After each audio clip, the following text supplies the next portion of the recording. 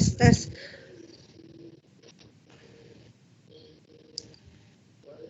Sudah kembali ya Bapak Ibu ya. Saya lanjutkan. Mbak Mela. Ya. Siapa ini? Siapa Kartika? Oh, Karisma. Iya. Kok anu ya, apa guruk gitu apa ya? Udah Ibu? Oh ya, udah ini. Oke. Ya ini loh, guruk lagi nih. Saya cek dulu. Bapak Ibu yang lain dengar nggak nih suara ini? Terus ada ini. Oh, azannya di IAI ini ya? Suara. Sudah? Udah Ibu? Iya, udah. Better. Bapak Ibu yang lain sudah kembali ke posisi belum ya? Saya bisa dengar 1-2 gitu dari Bapak Ibu yang sudah kembali ke mejanya. Oke, Pak Edward sudah. Kemudian Pak Hilman. Pak Hilman di kantor ya, Pak? Udah, iya, normal ya? Udah masuk tiap hari ya? Iya, sudah normal ya. Oh, hebat. Oke, saya lanjutkan lagi. Bentar, mana tadi? Untuk yang selanjutnya ini saya tampilkan lagi ya, gambar ini. Hanya untuk supaya kita itu ingat tapi secara nggak sadar gitu ya, bahwa perubahannya itu terkait klasifikasi, measurement gitu ya. Ada 2 macam tes gitu. Ini tes SPPI dan juga bisnis model gitu ya. Kemudian ada 3 classification, apa aja klasifikasinya? Kalau saya bilang sih ada 2 gitu ya. Satu amortized cost, satunya fair value. Cuman fair value-nya ada 2 macam. Yang dicatat di PL dengan yang dicatat di OCI. Kemudian untuk impairment-nya sendiri itu ada 3 stage 1, stage 2, stage 3. Nah ini ada tanda panah baliknya nih. Artinya bisa aja kembali normal gitu ya. Ya dimungkinkan. Jadi misalnya kita sudah evaluasi, ternyata posisi di stage 3, ternyata laporan di periode laporan keuangan sekarang perusahaan membaik gitu ya. Jadi counterparty kita performanya membaik, dia bisa turun gitu ya, bahkan bisa sampai ke level 1, no problem. Tapi tetap harus kita kasih waktu dulu ya, artinya waktu tunggu dulu bener membaik apa cuman sesaat ini gitu ya. Jadi membaiknya artinya membaik itu misalnya dia mulai lagi membayar cicilannya secara rutin, tingkat bunganya juga udah dibayar normal, tapi kita harus tetap kasih waktu beberapa kali pembayaran. Kalau di standar tidak mengatur sebetulnya berapa bulan kita harus lihat perubahan itu sampai stable, tapi di basis of conclusion-nya itu disebutkan ada contoh menunggu sampai 3 bulan. Jadi kalau sudah 3 kali pembayaran semuanya udah berjalan normal, kita bisa masukkan ke stage turun, ya stage-nya turun atau kembali ke normal. Kemudian untuk hedging, ya antara hedging instrumen sama hedge item sekarang lebih lebih erat lah hubungannya ya. Jadi yang namanya hedge effectiveness itu benar-benar harus dibuktikan itu terkait dengan tujuan kita untuk mengurangi risiko yang kita miliki terkait dengan aset atau instrumen keuangan lainnya. Jadi kalau efektif ya benar-benar perubahan antara nilai instrumen itu sama dengan perubahan nilai hedge item. Jadi bisa saling menghapus ya. Jadi harusnya 0 ya, hedge effectiveness itu harusnya 100% atau sempurna sehingga selisihnya itu 0. Kalau dulu kan ada batasan 50 sampai 125%. Nah, kebanyakan itu perusahaan tuh nggak lolos tes ini gitu. Karena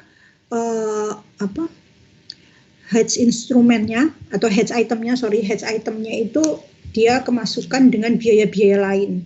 Jadi kalau kita beli barang itu kan kadang-kadang ada biaya tax, ada biaya insurance, ada biaya apa.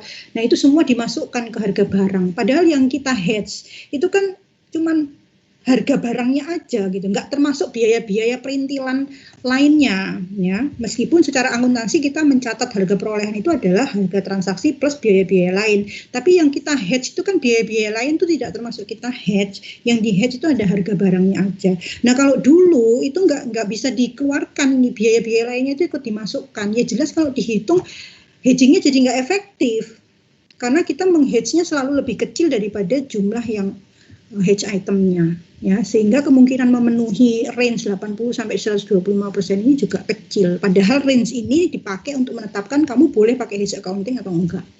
Kalau di luar range ini maka kamu nggak boleh pakai hedge accounting.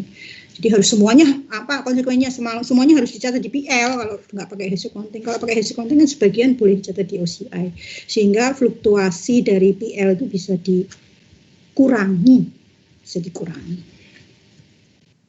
Oke, sekarang saya pakai presenter view aja lebih enak. Yang berikutnya impairment. Impairment ini single impairment model. Jadi ada satu impairment di PSAK yang baru ini menerapkan satu macam single impairment model. Yang tadi itu, yang 3 stages itu modelnya cuma satu itu, nggak neko-neko, nggak beda-beda. Untuk semua jenis instrumen satu itu. Nah itu memperbaiki IAS 39 atau standar sebelumnya yang mempunyai beberapa macam model ya, ribet. Kemudian dot point yang kedua, in addition to past event and current condition, reasonable and supportable forecast affecting collectability are also considered. Nah itu tadi, karena kita punya 3 stages, otomatis mau nggak mau forward looking information itu menjadi semakin penting ya di era standar yang baru ini, karena kita harus melakukan prediksi kan untuk hal-hal yang sebelumnya ini kita nggak punya seperti ini. Contohnya misalnya perbankan memberikan fasilitas kredit maksimal misalnya 1 M atau bukan, jangan banyak-banyak lah, 1 juta. Ya saya pakai angka yang simpel aja, 1 juta. Kemudian fasilitas kredit itu sudah saya cairkan misalnya sebesar 300.000 ya, 300.000. Jadi yang masih belum dipakai 700.000. Nah kalau dulu penyisian kreditnya mungkin berdasarkan hanya yang 300.000 ini yang benar-benar sudah cair. Sekarang nggak bisa begitu. Penghitungan yang namanya ada istilah-istilah di perbankan itu ya. Saya sebenarnya ingin sekali kasih contoh itu bagaimana cara menghitung yang probability default rate. Kemudian ada istilah exposure loss given default ya, kemudian probability default, kemudian juga usage given default dan lain sebagainya. Itu yang biasanya kita ada di istilah perbankan, itu menjadi harus banyak mempertimbangkan forward looking information ya. Jadi termasuk juga itu tadi nilai yang belum cair yang 700 ya, yang 700.000 itu tadi, itu juga harus dihitung persentasenya berapa dari jumlah itu kerugiannya. Ya, dan beberapa teman dari perbankan atau perbankan juga mengusulkan, wah susah kalau seperti itu. Gimana kalau kita misalnya pakai panduan rate dari lembaga pemeringkat yang mengeluarkan rate untuk perusahaan-perusahaan tertentu. Ya boleh saja, tetapi harus dipastikan bahwa rate itu memang mencerminkan itu tadi credit risk dan time value of money ya. Jadi perubahan time value of money dan kredit, tidak mencerminkan lain-lainnya ya. Selama itu mencerminkan dua itu, boleh dipakai untuk menghitung kemungkinan kerugian atas yang belum cair itu tadi. Karena itu nanti akan untuk keseluruhan untuk kita menghitung expected credit loss tadi ya, expected credit loss. Kemudian ada juga pertanyaan, kalau gitu saya harus punya berapa skenario gitu. Ya skenario ya minimal 2 lah, ya toh. Ekonomi bagus, ekonomi jelek. Mau lebih sempurna ya 3 lah. Ekonomi bagus, ekonomi sedang, ya ekonomi sedang ini biasanya untuk basis lainnya. Kemudian ekonomi jelek, ya 3 skenario. Nah yang mana, masuk kategori mana itu nanti ya, instrumen kita. Nah masing-masing skenario tentunya punya model berbeda-beda, punya parameter, punya variabel sendiri-sendiri. Jadi misalnya kalau ekonomi bagus itu misalnya ya saya pakai patokan pertumbuhan produk domestik brutonya berapa, yang menengah berapa, kemudian yang jelek berapa. Silakan ya, faktor-faktor makroekonomi semua bisa dipakai. Mengenai jumlahnya berapa yang harus dipakai itu tidak diatur oleh standar ya. Yang penting dipilih variabel yang memang terkoneksi dengan instrumen kita. Artinya nilai instrumen kita terkait dengan variabel itu gitu loh. Kalau yang enggak ya jangan dimasukkan gitu ya. Kalau yang hanya terkait cuma satu gimana ya, no problem ya, at least ada satu variabel. Oke. Impairment requirement under IFRS 9 itu significantly different from those under IAS 39. Ya, nah ini perbedaannya. Ini perbedaannya bahwa di IAS 39 itu namanya incurred loss model. Ya, jadi judulnya namanya aja udah jelas incurred. Jadi kalau terjadi incurred baru dicadangkan. Tapi kalau yang ini yang IFRS 9 itu expected credit loss. Ya, nah ada unsur expected-nya ini loh, yang membuat kita harus memasukkan variabel-variabel masa depan. Ya. Kemudian yang incurred credit loss itu ini beberapa kelemahannya ya yang diindikasi. Ya namanya orang itu memang selalu belajar terus sih dari pengalaman, dari kejadian yang sudah lalu. Diperbaiki. Mudah-mudahan model expected credit loss ini tidak menimbulkan shock atau kaget-kaget dari kalangan investor ya. Maunya oke, rugi no problem ya, terjadi krisis nggak apa-apa, tapi paling nggak kita ada info gitu loh sebelumnya ya, nggak langsung. Jadi kita ada persiapan ya, intinya itu. Expected credit loss itu recognized at each reporting period even if no actual loss event have taken place. Jadi meskipun tidak ada apa-apa, seperti yang saya bilang tadi, kondisinya credit risk-nya antara tanggal initial recognition dan saat sekarang santai-santai aja, baik-baik saja, nggak ada perubahan, no problem, tetap harus dicadangkan. Bahkan untuk piutang yang belum jatuh tempo sekalipun, pasti ada risiko tidak tertagih. Namanya orang sudah memberi piutang, itu pasti muncul risiko nggak dibayar. Seberapa bagusnya kualitas piutang itu, pasti ada risiko itu. Ya, cadangkanlah 0, sekian persen atau bahkan mungkin kurang dari itu. Yang penting risiko itu pasti ada ya, kayak orang kita jualan itu pasti ada risiko rugi ya, nggak bisa ngomong enggak ya. Kita mengaudit ada risiko salah opini, nggak bisa risiko salah opini itu dihilangkan sekaligus, sehingga kemudian muncullah audit risk model itu, pemodelan risiko audit. Nah sama juga dengan ini, kamu memberi piutang ya pasti ada lah risiko nggak tertagih, meskipun itu piutang baru lahir sekalipun. Nah ini yang mau diangkat oleh IFRS 9 ini, bahwa yang namanya expected credit losses itu bahkan sejak hari pertama kamu memiliki investasi atau piutang itu, ya, apapun bentuk investasinya sebenarnya, di situ kamu mencari risiko. Kalau nggak mau risiko ya nggak usah invest lah. Ya, itu singkatnya begitu. In addition to past event and current condition, reasonable and supportable forward-looking information that is available, ya. Jadi yang tersedia without undue cost or effort is considered in determining impairment. Jadi ini tadi yang saya bilang, misalnya perlu nggak kita sampai membuat pemodelan yang canggih, yang mahal, dan aduh kok mahal ini. Jangan sampai ada kesan bahwa penerapan standar ini membuat mahal gitu ya, jadi membuat kita nggak punya duit gitu. Enggak, karena available without undue cost atau effort. Karena kalau biayanya melebihi manfaatnya juga runtuh juga ini manfaat dari laporan keuangan. Ya, jadi pakai saja informasi yang ada pada tanggal laporan keuangan atau pada saat kamu mau melakukan evaluasi itu. Kemudian the model will be applied to all financial instruments subject to impairment testing. Apa yang menjadi subjek dari impairment testing? Tadi saya bilang, contohnya amortized cost, ya semua yang dihitung pakai amortized cost pasti harus tes impairment. Karena kalau fair value buat apa di tes impairment gitu kan? Fair value kan sudah sah. Tujuannya impairment test ini membandingkan antara nilai buku dengan fair value kok. Nah kalau instrumen itu sudah dinilai pakai fair value, ngapain pakai impairment test, kan gitu logikanya. Oke. Kemudian ini serangkuman aja ya. scope dari impairment model tadi yang saya bilang, ya semua ini yang menggunakan AC itu amortized cost. Dan juga OCI, kenapa ini kok fair value kok ikut-ikut di sini? Ya karena kan tadi saya bilang kalau yang OCI itu dia juga wajib menghitung amortized cost-nya. Ya. Makanya dia masuk dalam kategori impairment test juga. Kemudian di sini ada tambahan, ada loan commitment, ini yang baru ya, tadi di awal kali pertemuan kita yang terkait perubahan scope ya. Itu sekarang yang namanya IFRS 9 itu masuk yang namanya loan commitment, garansi, financial garansi, dan kontra aset. Mungkin yang lama lease receivable dari dulu sih udah harus dites. Tapi yang 3 ini ada baru, kecuali dia dinilai pakai PL loh ya.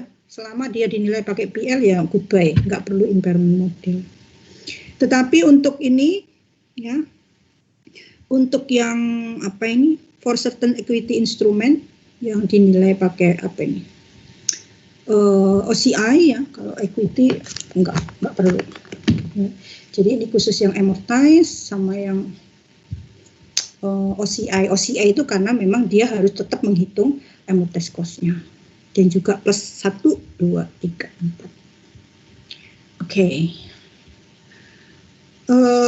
Stage-stage-nya ya, tadi sudah saya bilang yang impairment stage 1. Stage 1 itu intinya kita melakukan atau menghitung expected credit loss-nya untuk 12 bulan ke depan. Kalau stage 2 dan stage 3 ini harusnya angkanya merah tua nih yang stage 3 ini. Ini menghitungnya kerugiannya lifetime, jadi sepanjang umur financial instrument-nya. Ya. Kemudian perbedaan yang kedua, perhitungan pendapatan bunganya. Ya, pendapatan bunganya kalau yang stage 1 masih normal berdasarkan nilai nilai carrying amount-nya per periode setelah dikurangi amortisasi. Kalau stage 2 juga masih begitu ya, jadi kita masih jangan khawatir, pendapatan bunganya masih bisa diakrui sesuai dengan kondisi normal. Tapi di stage ketiga ini sudah tidak bisa ya, karena memang sudah ada bukti-bukti kejadian terjadi credit impaired, terjadi penurunan kualitas kredit sehingga perhitungan biaya bunganya berdasarkan gross amount. Malah seringkali boro-boro masih dapat bunganya kadang-kadang juga nggak dibayar ya, atau malah juga minta dihapuskan dan lain sebagainya ya. Jadi sudah melakukan seperti ini pun kadang-kala pencadangannya itu masih kurang gitu ya. Apalagi di masa COVID seperti ini harus lebih hati-hati. Benar tadi kalau ada pertanyaan dari Pak Safi'i ya, kalau nggak salah di awal tadi, apakah serta-merta COVID ini menyebabkan kita pindah dari stage 1 dan ke stage 2? Oh tidak Pak, secara jelas itu disebutkan di press release DSAK dan juga saya pernah baca di selebaran OJK ya, dan dalam selebaran OJK itu berkali-kali beberapa kalimat OJK menyebutkan bahwa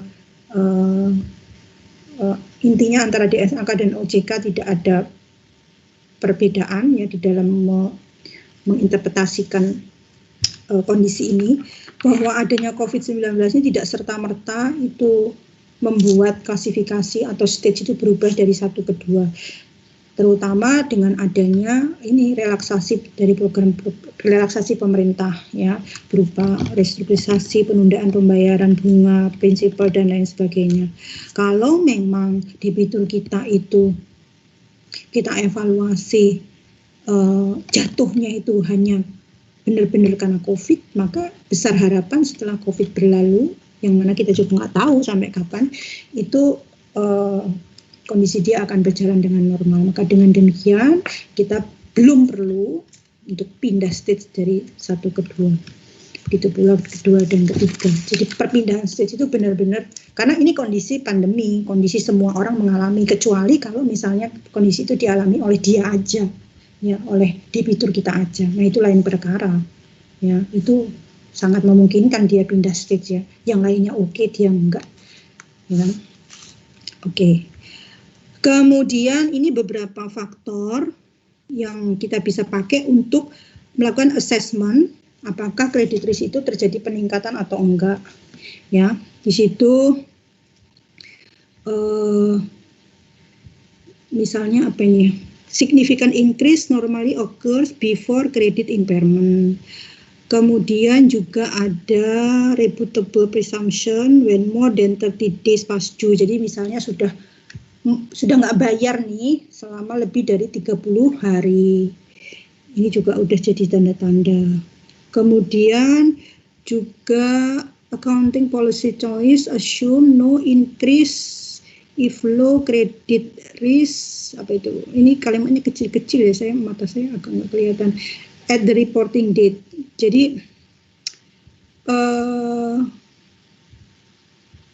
asumsinya kalau terjadi peningkatan credit risk, di sini ada beberapa hal tentang saya baca dulu. Saya keluar aja dari sini.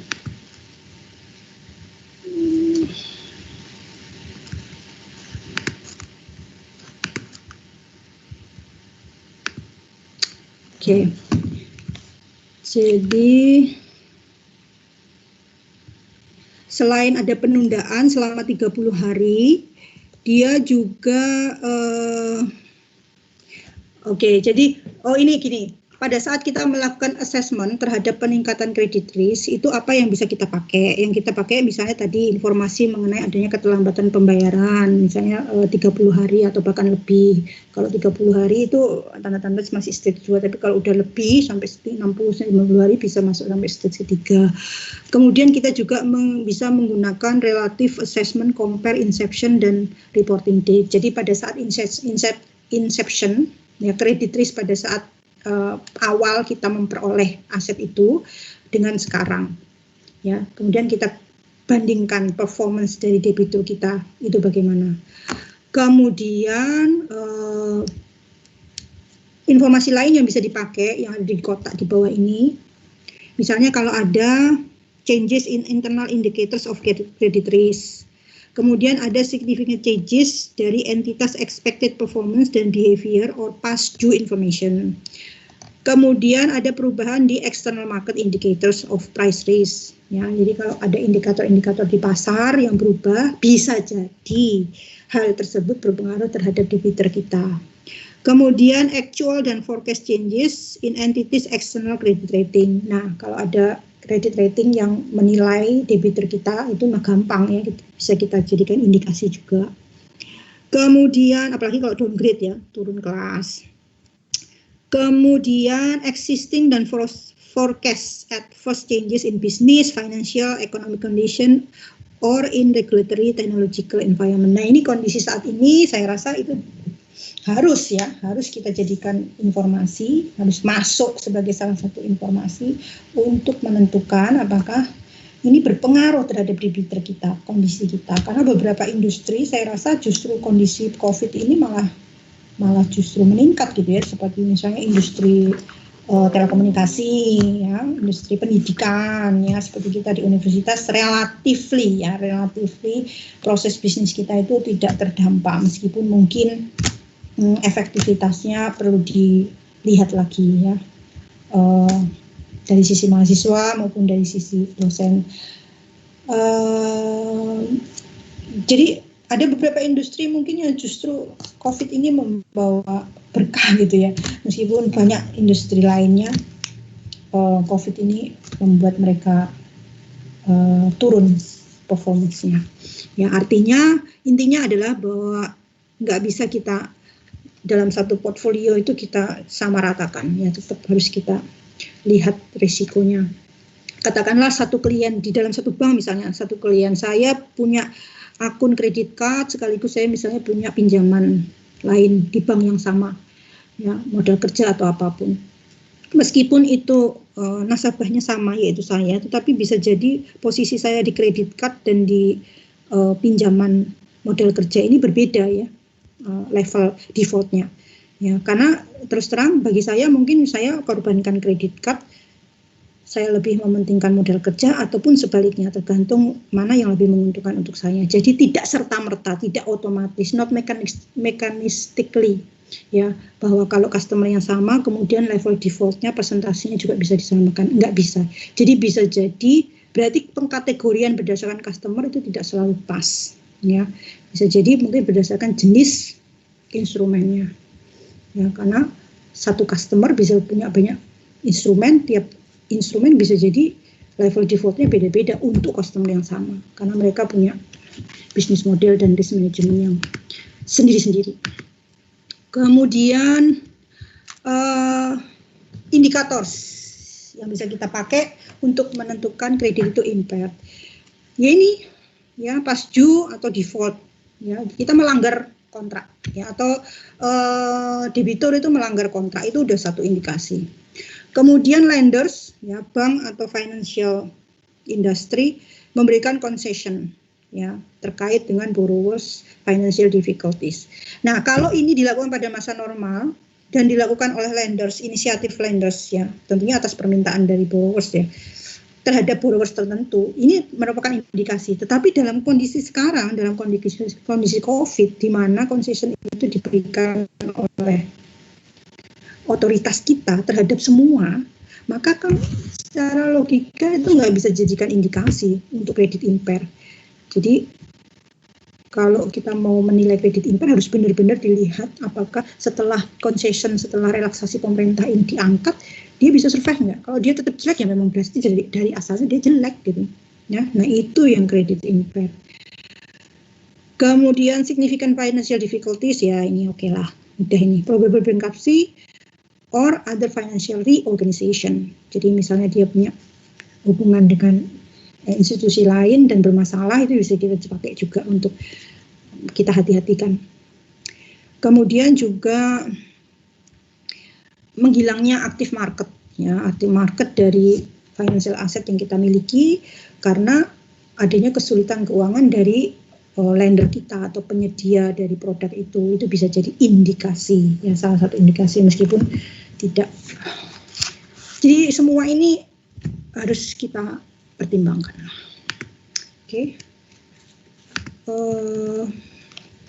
Kemudian ini contoh bagaimana menerapkan impairment stages tadi. Jadi mungkin untuk hari ini akan saya stop sampai impairment. Jadi untuk hedgingnya saya berikan besok sekalian dengan fair value. Oke, untuk 3 stage ini, contoh Mr. A itu direktur dari sebuah perusahaan, and also the sole shareholders of company C. Ya, company C is therefore related party dengan company A. Ya, jadi dia direktur di company A, tapi dia pemilik saham di company C. Jadi C sama A otomatis related party. 1 Januari, company A itu provided pinjaman, memberikan pinjaman 100 kepada company C, 4 tahun, bunga 10%. Akhir tahun, company C ini expected to have cash. Jadi dapatnya 1 Januari, akhir tahun kan waktunya melakukan assessment kan mengenai credit risk. Ternyata informasinya cash flow problem in future due to a deterioration in economic condition. Kemudian setahun lagi loan itu extended for another 3 years. Nah, ini sudah ada kejadian ini di extend another 3 years. Jadi yang tadinya berapa tuh? 4 tahun ya, di extend 3 tahun jadi 7 tahun. Because company C ini is in financial difficulties, does not have enough cash to repay the loan. Jadi harus di extend. Pertanyaannya, how should the loan be counted? Bagaimana cara memperlakukan pinjaman ini terkait dengan 3 tahap tadi? Ya. Nah ini harus per tahun nih. Ya.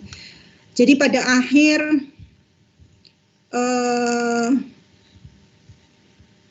31 Desember 2001. Ya, berarti ini tahun pertama ya, tahun pertama. Ini masih stage 1. Ya, karena kan nggak ada berita apa-apa tuh, normal-normal aja. Ya, dan ini juga bukan instrumen yang rugi dari awal gitu, karena ada yang POCI itu kan purchase credit impaired. Jadi instrumen yang memang dari awal dibeli udah kredit impair, jadi dia memang udah rugi. Kemudian X1 ya, stage 1. Nah kalau stage 1 kan kita 12 bulan aja kan, Nah, caranya gimana ya? Buat asumsi gitu ya. Berapa persentase defaultnya? Kalau di sini ditetapkan 1%. Tadi yang saya bilang ya, sebetulnya yang lebih sulit itu menetapkan 1%-nya ini gitu loh. Karena nanti pasti akan ditanya oleh auditor, gimana kamu menghitung 1% ini. Jadi kita harus menyediakan kertas kerja untuk atau pemodelan sampai pada kesimpulan bahwa surat berharga yang diterbitkan ke company C ini atau company C ini itu probability defaultnya adalah 1%. If there is a default, company A will not get any amount back. Jadi loss-nya 100%. Jadi loss given default-nya 100%. Ya. Karena loss given default itu juga kadang-kadang tergantung dari kolateral. Jadi kalau kita punya kolateral atau punya jaminan itu kan bisa dijual, ya, sehingga loss-nya itu bisa mengurangi lah. Jadi kita ngasih pinjaman 100 karena kita jual kolateral, istilahnya kolateral bisa dijual 20. Jadi loss-nya tidak selalu sejumlah yang kita pinjamkan karena tergantung dengan nilai dari kolateralnya. Nah, semakin berkualitas kolateralnya ya bisa semakin mengurangi lah nilai kerugiannya.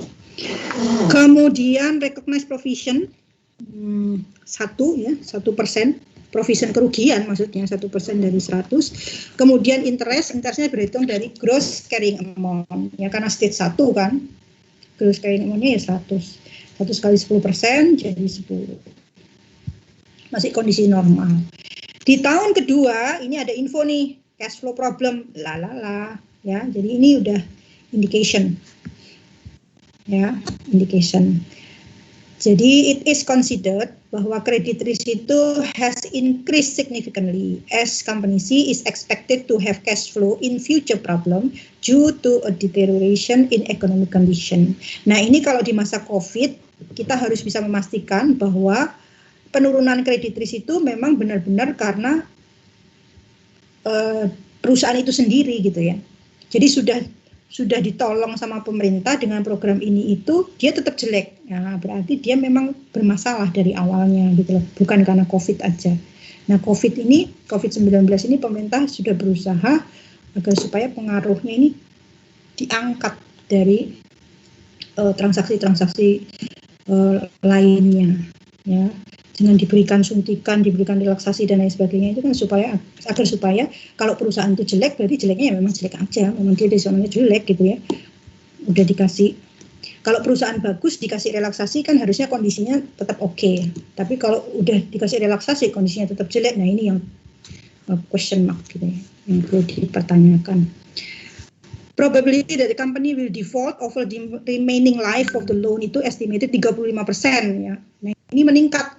Kalau dulu kan 1%, sekarang menjadi 35%. Ini maksud saya ya. Jadi keadaan makroekonomik itu tercermin dari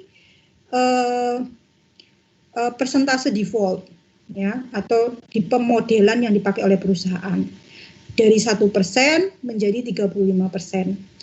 If there is a default ya, maka kerugiannya 100%. Ini nggak harus 100%, ya tadi saya bilang, kalau misalnya ada nilai kolateralnya yang banyak, maka itu bisa meminimalisasi loss-nya. Jadi loss-nya mungkin nggak harus 100%, cuma 50%, 60%, ya tergantung kualitas dari kolateralnya dan ada atau tidaknya.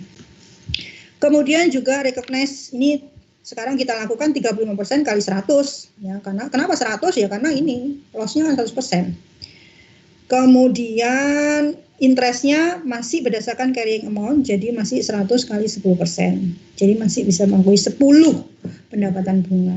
Ya, meskipun stage-nya berubah jadi 1/2. Oke.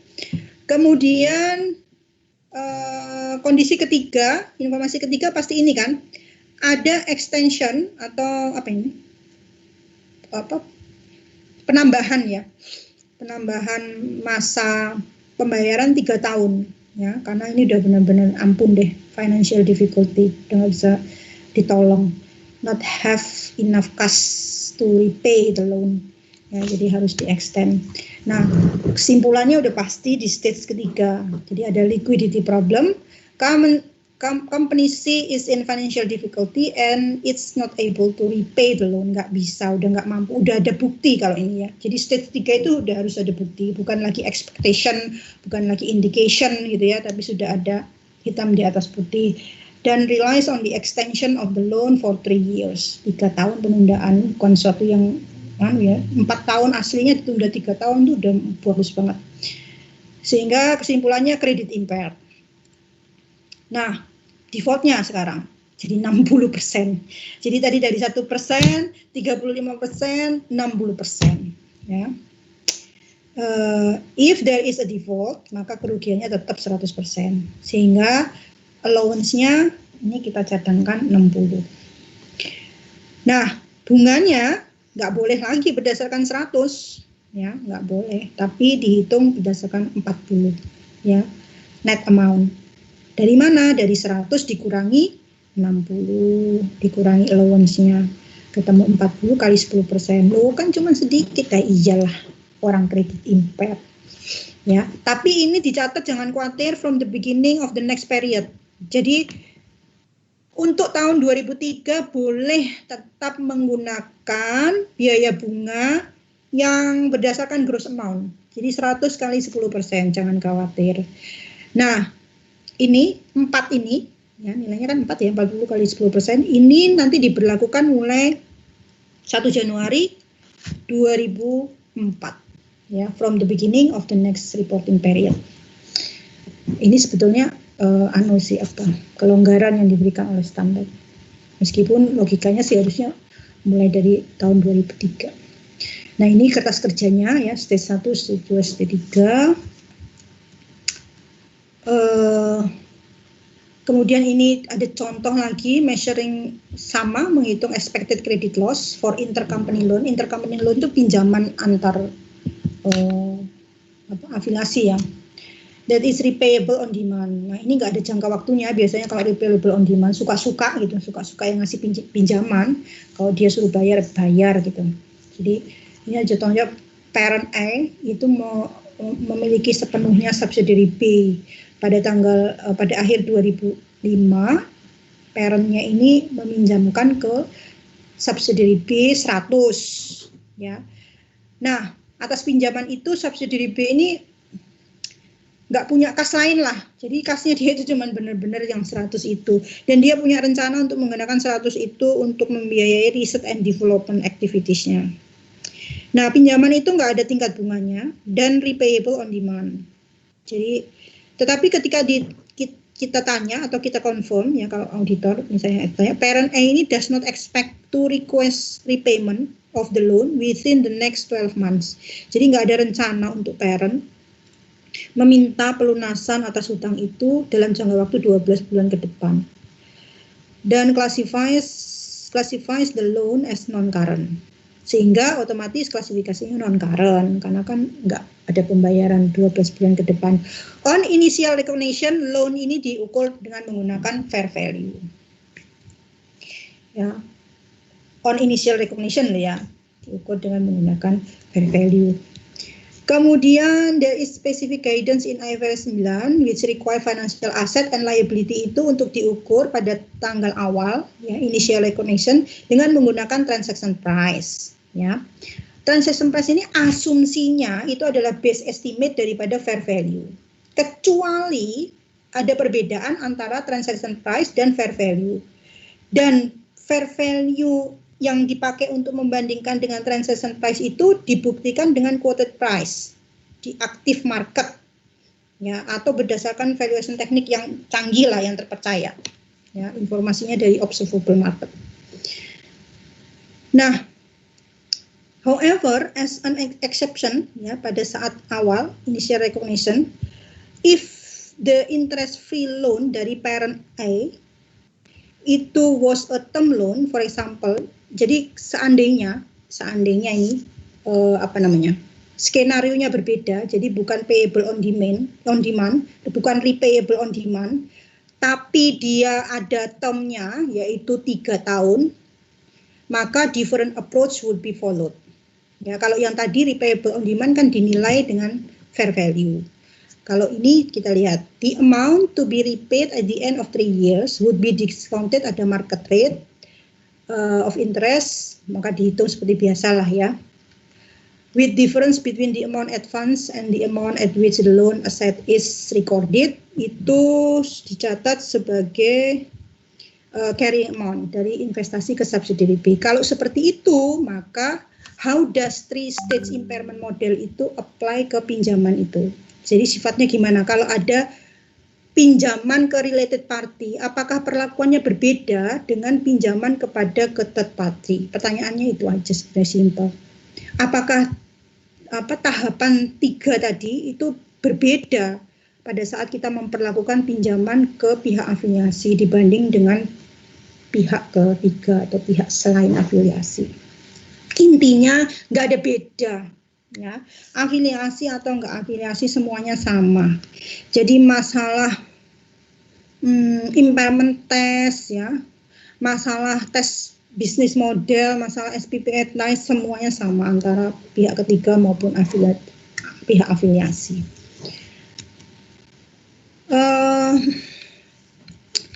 Nah, untuk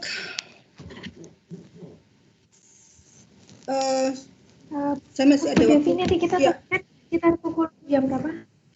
Sebentar ya, saya habiskan ini ya. Sebentar ini. Bentar. Ini. Oh ya.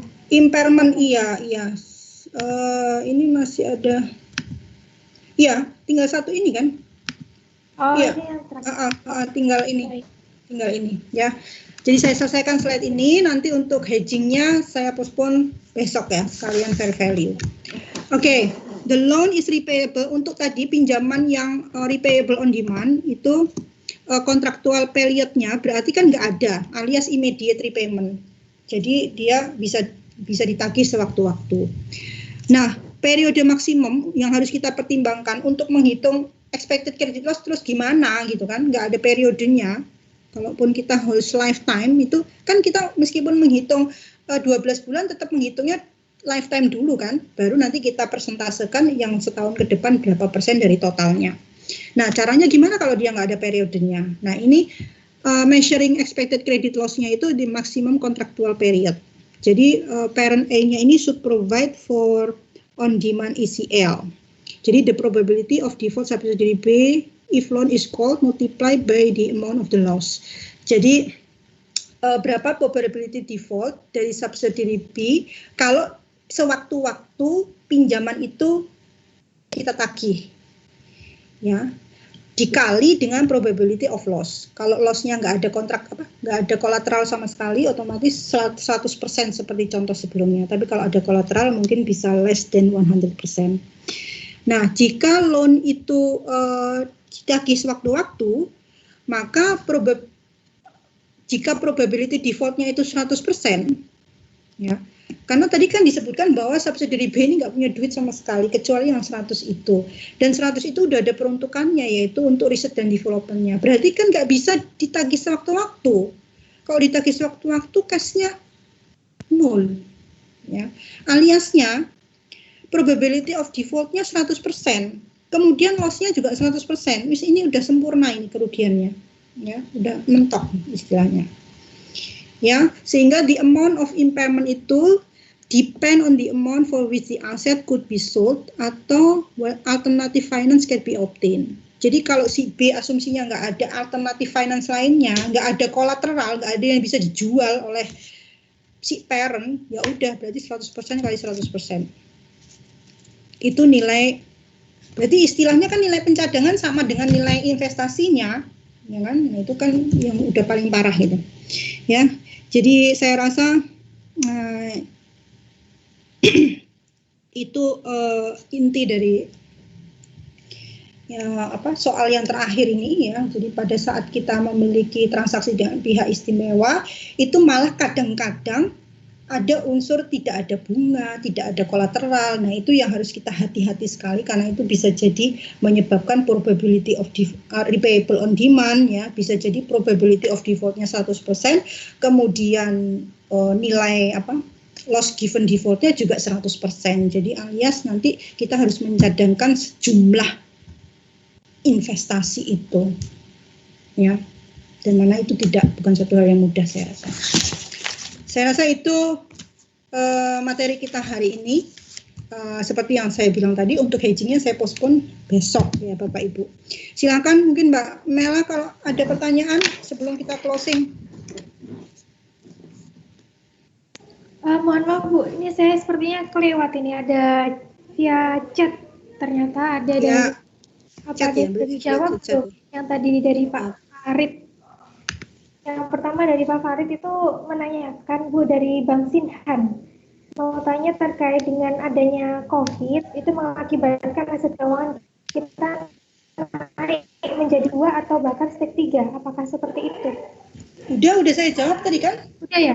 Udah. Oh yang berarti yang terakhir ya belum, yang Pak Ali. Pak Ali tentang apa ya? Yang dari dari Jatim Ventura dan Pak dari COVID-19 ini itu juga sudah belum.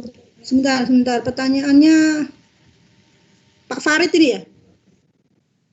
Yang Nur Alim Bu, yang bawahnya.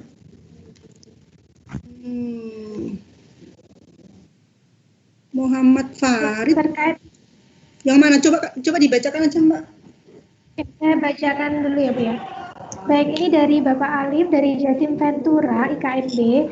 Dampak dari COVID-19 ini yang kita khawatirkan UMKM yang kita biayaikan banyak sekali yang terdampak. Bisa jadi levelnya sudah besar sekali yang masuk stage 3. Nah, saya yakin secara makro meskipun sudah dilakukan restruksi, keyakinan kita semakin rendah dan dengan semakin tidak pastinya kapan pandemi ini berakhir. Artinya akan berdampak sangat berat pada PL 2020. Iya, udah segitu aja. Iya, oke. Jadi memang kalau tadi saya kembalikan ke kata-kata yang ada di press release Desa KIAI bahwa kalau memang dampak COVID ini setelah adanya relaksasi dan lain sebagainya, itu kita prediksi, atau setelah COVID ini berlalu kita prediksi kondisinya tidak membaik. Ini kan kita bisa melihat ya, kondisi sebelum COVID itu kira-kira bagaimana? Baik-baik saja, atau jatuhnya ini pada saat setelah COVID. Jadi itu dulu yang harus kita jawab. Ya, jadi kondisi performance turun itu apakah sudah ada sejak tahun lalu? Ya, kemudian diperparah dengan COVID ini, atau memang muncul di tahun 2020 setelah adanya COVID. Nah, setelah adanya COVID ini kira-kira tadi kan sekitar Maret ya, ada tanggalnya tadi, kasus pertama di Indonesia.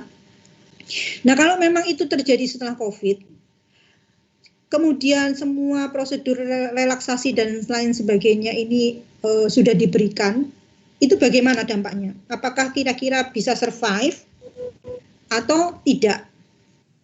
Ya, kalau misalnya tidak, ya semua sudah dilakukan dan memang relaksasi itu nggak ada gunanya, jadi tetap diprediksi bahwa hasilnya akan jelek, ya mau nggak mau memang harus move ke stage 2 gitu. Ya, belum ada indikasi ke arah situ, tetapi kondisinya memang deteriorating, ya menurun. Saya rasa itu. Tapi perhitungan bunganya kalau stage 2 masih tetap menggunakan gross amount ya. Tidak menggunakan net amount. Demikian Mbak Mela.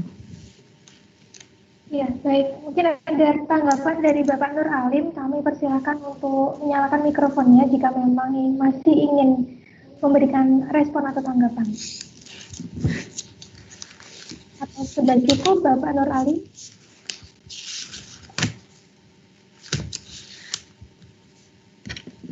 Ya, baik.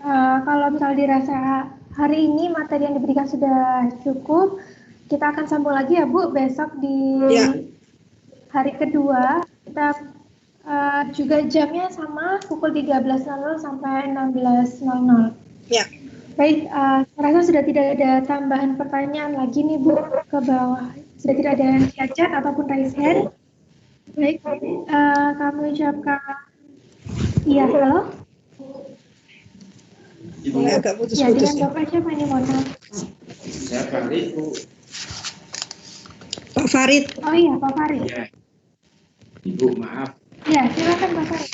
Ya.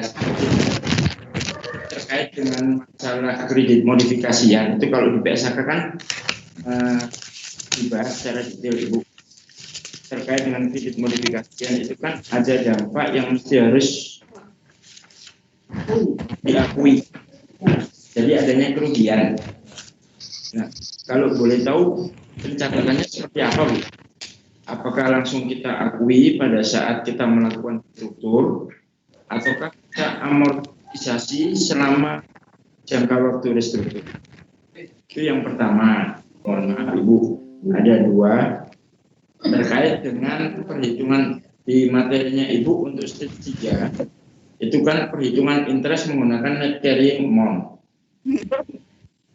Net carrying, nah, perhitungannya itu menggunakan accrual atau cash basis, Bu, pada saat kondisi debitur itu sudah stage 3.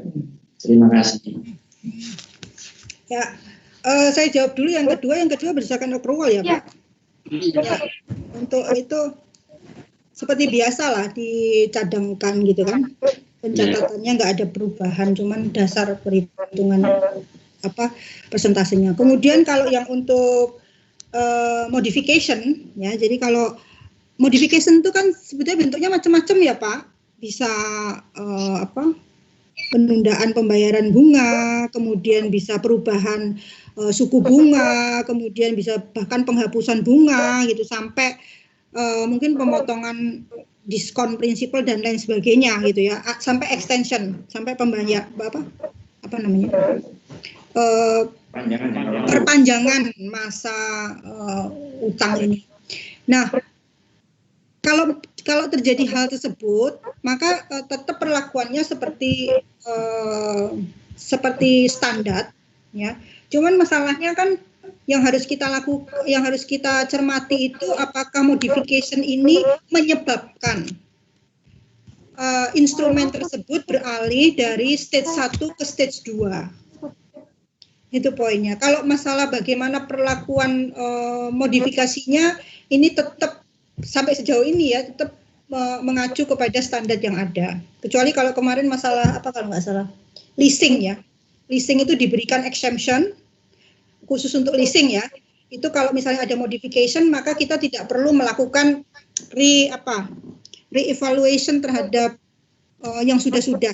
Jadi dianggap ini prospektif perubahannya sekarang dan yang akan datang. Karena kalau mengevaluasi yang lain-lain, kalau modification di leasing itu kan secara standar kan harus dievaluasi lagi Pak, nilainya carrying amount-nya dari awal. Ya, tapi kemarin kemudian kan diberikan kemudahan untuk tidak melakukan itu. Tapi untuk financial instrument saya rasa masih harus melakukan atau memperlakukan modifikasi seperti apa yang ada di standar. Hanya saja itu tadi, apakah dia tetap ada di stage 1 atau dia sudah pindah ke stage 2. Nah, pertimbangannya seperti yang saya jelaskan tadi untuk stage 1 dan stage 2. Mohon maaf Ibu, kalau untuk stagingnya ini kan terkait dengan masalah perhitungannya nanti dia masuk di stage berapa sehingga CKPN kita hitung 20 bulan ataukah lifetime. Tapi sebenarnya dampak dari restru ini kan ada efek samping kerugian yang harus ditanggung oleh pihak bank di luar CKPN. Kalau CKPN ini kan atas ini. Nah, yang jadi pertanyaan kami ini, saya masih bingung untuk kerugian dampak dari restru ini, apakah harus kita akui secara langsung pada saat kita restru, ataukah juga bisa kita amortisasi selama jangka waktu setelah restrukturisasi?